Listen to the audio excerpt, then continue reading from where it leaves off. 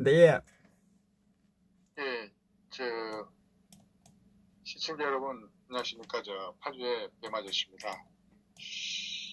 지금, 조국 가족, 사기 비리를 비롯해서 국정감사 기간입니다. 그렇기 때문에 요즘 매일 엄청난, 우리가 상상할 수 없을 만큼 엄청난 뉴스가 지금 물밀듯이 쏟아지고 있습니다. 지금 우리 유튜버들이 구독자 영역을 이렇게 넓히고 그다음에 활동하기에 1년 중에 아마 가장 좋은 기회가 왔으니까 예, 유튜브 여러분들께서도 열심히 좀 발로 뛰어서 소기의 목적을 충분히 달성할 수 있도록 우리 시청자 여러분들께서도 이제 격려와 성원을 좀 보내주시면 감사하겠습니다. 그리고 이제 좀 이런 시국 뉴스를 논평하기에 좀 앞서가지고 예, 예. 오늘 문재인이 아마 제가 지인으로부터 헬기 타고 아산의 삼성전자를 방문했다는 얘기를 제가 오늘 퇴근길에 들었습니다. 아, 예, 예. 아산의 탕정지구에 가서 예, 삼성에 대해서 좀 이재용 부회장을 직접 이름을 거명을 하면서 예, 삼성에 대한 사기를 굉장히 북돋아주는 그런 말을 한 것 같아요. 아마 경제가 굉장히 어렵고 코너에 몰리고 하니까 예, 삼성을 이렇게 저렇게 다루다가 잘못 다루게 되게 되면은 대한민국이 폭 망할 것 같으니까 예. 그래서 아마 헬기를 타고 지구까지 가지 않았나 이렇게 생각이 됩니다. 근데 믿어도 되나요? 그 마음을? 뭐 어쨌든 이 문재인이 가는 곳은 전부 다 뉴스를 생산해내는 곳이고 그 한마디 한마디에 또 밑에서는 관가할 수 없는 그런 일들이 또 챙겨야 되는 입장이기 때문에 예. 아무래도 이제 그거는 삼성을 더 이상 건드리지 않겠다는 그런 신호로 봐야 되겠죠. 아, 예. 그렇으면 다행입니다. 하여튼, 네. 그리고 이제 또 오늘 보니까 그도 이제 국정감사에서 이제 나온 것 같은데 예, 국내 최대의 태양광 사업을 지금 추진하고 있는 곳이 충청남도 안면도라고 하는 곳이 있어요. 예, 안면도에 안면도에 아마데우스라고 하는 태양광 사업을 이 규모가 작은 이 엄청난 태양광 사업을 하는데 규모가 작은 민간업체가 이 수주를 했는데 그 수주하는 과정에서 또 지금 현재 이 더불당 야권 인사들이 지금 개입했다는 그런 지금 의혹이 제기가 되고 있습니다. 그래서 아마 내일 아침 조간신문에 이 문제가 또 크게 달궈질 것 같습니다. 어쨌든 문재인의 8원전 정책 뒤에는 좌파 인사들이 주동이 된 태양광 사업 게이트라는 게 있습니다. 이거는 산림과 저수지를 갖다가 무단으로 훼손시키고 환경 생태계를 아주 무자비하게 파괴해도 지금 문재인 정권 하에서 환경부하고 환경시민단체들 지금 이거 수수방관하고 묵묵무답입니다. 일이죠. 그러니까 지금 우리가 소문만으로 돌던 태양광 사업 비리가 이제 솟아오른 겁니다. 사업하다 망해도 사업주는 손해볼 필요 없는 태양광 사업. 이게 좌파 실세들끼리 헤쳐먹고 있다는 게 지금 이미 알려진 사실이 아닌가 싶습니다. 그래서 이런 분야에 대해서 이런 부분을 이번 국정조사기관에 아마도 철저히 파헤쳐야 할 겁니다. 맞습니다. 그러니까 왜 제가 이런 말씀을 드리냐면은 예, 자본금이 3억 원밖에 안 되는 기업이죠. 지금 이 안면도에 이 아마데우스라고 하는 그런 태양광 사업이 무려 한 1조 원대가 들어가는 국가 정책 사업입니다. 펜션인가 이래 있었지 않나? 이 이름으로요? 그 안면도에? 안면도에는 원래 기본적으로 펜션 사업들을 많이 하는 곳인데, 예, 이 이름을 들어본 것 같아요. 예, 그 전에 옛날에, 안면도 갔을 때 지나오면서 예. 어디서 본 것 같은데. 근데 이제 문제는 예, 자본금 3억을 가지고 그러니까요. 이 서울의 저 달동네 빌라값 한 채 값도 안 되는 그런 기업이 무려 1조 원대의 국가 정책 사업을 주관한다는 게 말이 되느냐 이거예요. 네? 정말 요새 3억 원 정도라고 하게 되면은 웬만한 체인점 그런 구멍가게 하나도 만들기 힘든 그런 금액 아닙니까? 그 뭐 한 번도 경험하지 못한 그것을 국민들에게 보여주고 있는 거니까 뭐 하여튼 예. 예, 어쨌든 이 3억 원 투자해서 1조 원 이거 사업을 펼친다는 거 이거는 당직고 헤엄치는 거죠. 이런 사업에 지금 여권의 인사들이 개입됐다. 이런 기사가 저녁에 또 뜨고 해서 그냥 네. 넘어갈 수는 없고 그래서 좀 짚어드리는 예, 겁니다. 감사합니다. 예.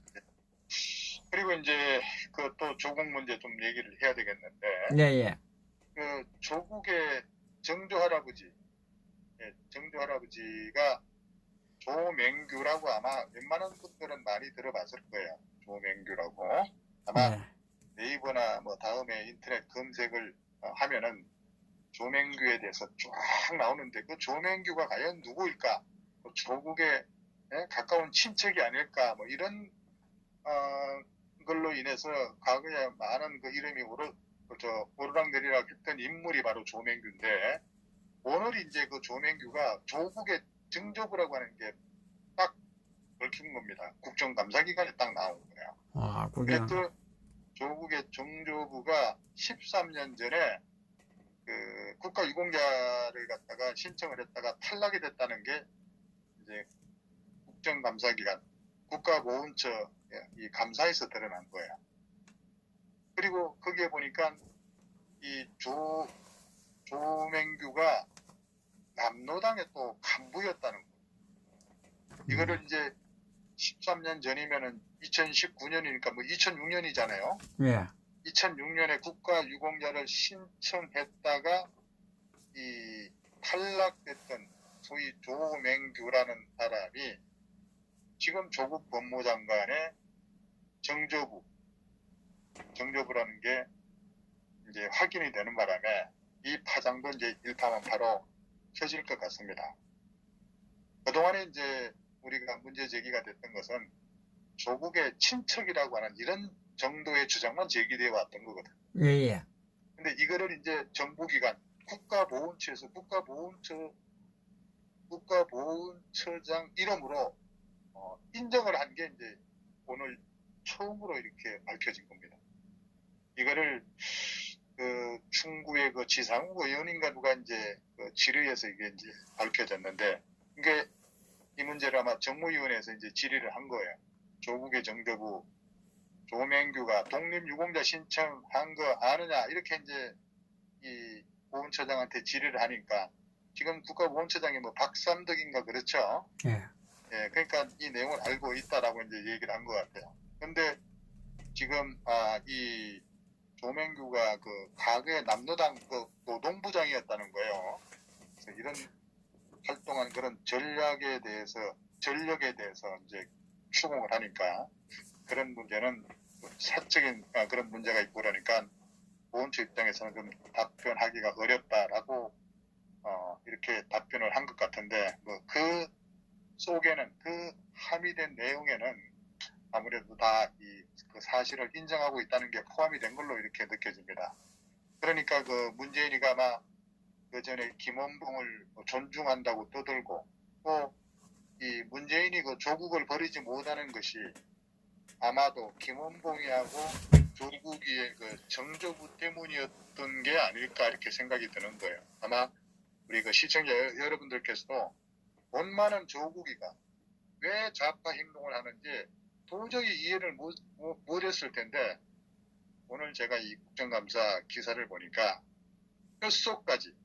조국은 뼛속까지 붉은 인간이었구나 하는 생각이 드는 거예요.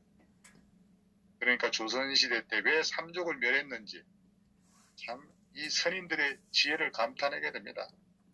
신은 역시 못 속인다는 거죠. 때문에 조국은 소위 토착 빨갱이였다. 뭐 그렇게 지적을 하고 싶습니다. 그래서 인사청문회에서도 사회주의 필요하다고 그렇게 핏대를 세운 거 아니었겠어요? 예, 예. 예, 옛말에 피는 못 속인다라는 말이 있지 않습니까? 그리고 딴 도둑질은 다 해도 씨 도둑질은 못한다는 말 들어보셨죠? 예, 예. 예, 이 부유한 집안 공자님께서 왜 산후맹 이 주력이 되었나 했더니 다 이렇게 가족 내력이 있었던 겁니다. 문재인이 김원봉을 서운하려던 그런 이유가 바로 이런 것 때문이 아니었나 이렇게 생각이 됩니다. 왜 그러냐면은 김원봉이가 서운이 되면은 그 다음은 조국이 그 정조부 서운이 가능해지는 거 아니겠어요? 예, 예. 그리고 김희선 때 이 노무현 때 말이죠. 그 김희선이라고 하는 동대문 그 여자 국회의원 있지 않습니까? 예, 예, 있죠. 예. 삼선의원. 그리고 강서구에 그 신기남이라고 알죠? 예, 알지요. 예. 네, 신기남이. 이 사람들이 이 다른 사람들한테는 전부 친일파로 매도하면서 지들은 그 깨끗한 척했던 대표적인 위선자가 신기남이, 김희선이 이 두 양반이었던 거예요. 노무현 그때 때. 한때 난리 났었죠, 그때요. 예. 그렇죠. 그래서 그 사건에 또 제가 또 왕년에 깊숙이 개입된 적이 있었어요. 예. 그러나 어쨌든 문재인 정권에서 손혜원, 조국이 같은 이런 인물들은 아예 부끄러운 조상들을 소위 민족 영웅으로 이 세탁시키려고 한 역사적 사기극을 벌이려 한 것이다.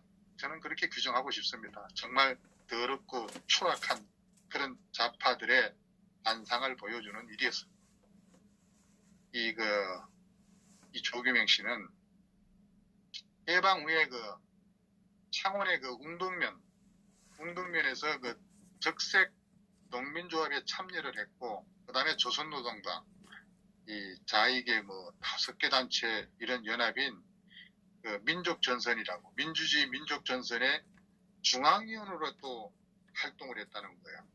그러니까 민주주의 민족전선은 대표적으로 우리가 이제 기억하고 있는 게 김원봉, 박헌영이, 허헌, 백남훈이, 여운형이 이런 인간들이잖아요. 그러니까 이들의 대표적인 게 이제 38선 이남에서 활동한 그런 주요 좌익 지도자들이 이제 결성한 단체가 바로 이런 거예요. 그러니까 여운형을 제외한 대부분의 이제 그 인사가 북한에 가가지고 평양에 가서 이제 부수상을 지내고, 그리고 최고인민회의 의장도 하고, 이런 고위직을 갖다가 두루 거친 겁니다. 그래서 이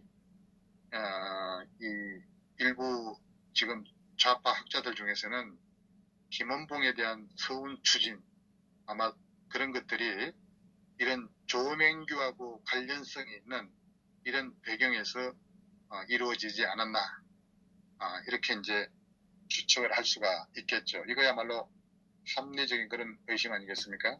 예. 예. 그리고 이제 좀 더 자세하게 말씀을 드리게 되면은 조명규가 이제 그 중앙위원으로, 남로당의 중앙위원으로 활동했던 또 이 민전이라고, 이거는 이제 뭡니까, 바로 우리가 대한민국 정부 수립 전에 이제 미 군정 시기겠죠. 예. 그때 이제 남한의 모든 좌익 정당, 이게 이제 조선인민당, 그다음에 조선공산당, 조선신민당, 민족혁명당, 그다음에 청도교 청우당, 이런 사회단체들이 있었죠. 이런 단체들하고 또 사회단체로서는 조선노동당 또 이 복잡한 인데 제가 이름이 길어서 기억을 잘 못하겠습니다만은, 어쨌든 청년 총동맹과 부녀 총동맹 이런 것들, 이런 사회단체를 결집을 해가지고 아도 정부 수립에 참여할 목적으로 이제 이런 단체들은 결성이 된 거죠. 이때 이제 여운형이라든가 박헌영, 허헌, 김원봉이, 백남훈 이런 인간들하고 이제 또 이제 부의장들도 있었고, 이렇게 해서 의장단을 포함해서 상임위원장, 그다음에 전국에서 선출된 중앙위원, 이런 걸로 구성이 됐는데, 거기에 조국이 정적 조명규가 중앙위원으로 활동을 했었다는 겁니다. 대단한 집안입니다. 예? 대단한 집안이라고. 그러니까 이놈의 저 공동중학교 있지 않습니까? 예. 공동중학교 삼켜가지고 필도 뽑지 않은 채 훑어먹은 그런 종잣돈으로 세월호 한재인, 문재인과 더불어 이제 나라를 농락하고 있는 거죠. 대한민국 얼마나 참 무서운 겁니까? 예? 그리고 문재인 씨, 얘들아 고맙고 미안하다. 최순실 국정농단이라는 그런 조언은 이 사람들의 강기 어린 그런 전략의 투영이라는 그런 생각이 드는 거예요. 유시민의 그또 뭡니까? 오늘 검찰의 그 뭐 증거 조작이라는 말도 그래서 쉽게 나오는 겁니다. 어떻습니까, 시청자 여러분? 몸서리치지 않습니까? 노무현의 빨갱이 장인 때문에 내 와이프를 버려야 된단 말입니까? 이렇게 외마디 한 거 여러분들 기억하고 계시지 않습니까? 잘 알죠. 네, 그런데 그 노무현이가 얘기한 말은 그런 마누라를 버리라는 말이냐? 이거는 차라리 인간 나왔습니다. 그러나 정말 어쨌든 간에 이 대한민국에서 가장 지금 행복한 여인이 저 지금 백악산 밑에 살고 있어요. 세상에서 제일 행복한 여인이죠. 네? 엉덩이 춤을 추고 하면서 말이죠. 어쨌든 희락락하면서 외국 여행도 자주 가고 참 나라 꼬라지 잘 돌아갑니다. 어쨌든 오늘 국정 이 감사를 통해서 이 조국의 정조부가 공식적으로 대한민국 이 장관급 이 보훈처장이 직접 언급했다는 점에서 상당히 의미가 있다. 그래서 아마 내일 뉴스에도 이제 이게 어쨌든 크게 떠오를 그런 전망입니다. 정말 가만히 우리가 이제 보게 되면은 이 잡발들의 그런 역사 공정의 근원이 조국의 그런 화상이었던 겁니다. 김원봉이가 국가유공자로 선정이 되면은 그 다음은 그놈의 할배도 줄줄이 잡발들이 국가유공자로 인정되는 그런 협잡질 중심에 조국이가 끼어 있었던 겁니다. 어쨌든 빨갱이 후손이라 그리 요란하게 1999년이 아닌 2019년에 정말 자다가 갑자기 죽창 들고 항일 투쟁하자고 선전선동한 이유가 명확해진 겁니다. 이거 정말 까도 끝이 없이 새로운 게 나오는 조국, 정말 인간인지 짐승인지 아니면 악마인지 모르겠어요. 조국 이 양반은 후천적 빨갱이인 줄 알았는데 지금 보니까 선천적 빨갱이 같아요. 지금은 자유주의와 사회주의, 그러니까 공산주의와 민주주의의 싸움으로 확대됐습니다. 더욱더 치열하게 싸워서 자유주의를 수호하고 조국은 이제 몰아내야 합니다. 우리 속담에 씨는 못 속인다는 그런 법이 있잖아요. 예.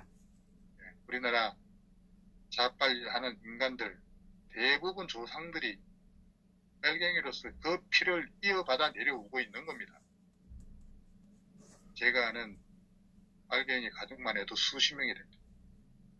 정말 알고 보니까 뼛속까지 사회주의 빨갱이 새끼들 악착같이 정말 법무장관에 임명하려는 그런 이유가 여기에 있었던 겁니다. 북한의 삼촌, 사촌, 이모, 외삼촌, 외사촌 등 일가 친척들만 눈에 들어오고 요놈의 그 대한민국 국민들은 양돈장의 돼지들만 보는 이유가 여기에 있었던 겁니다.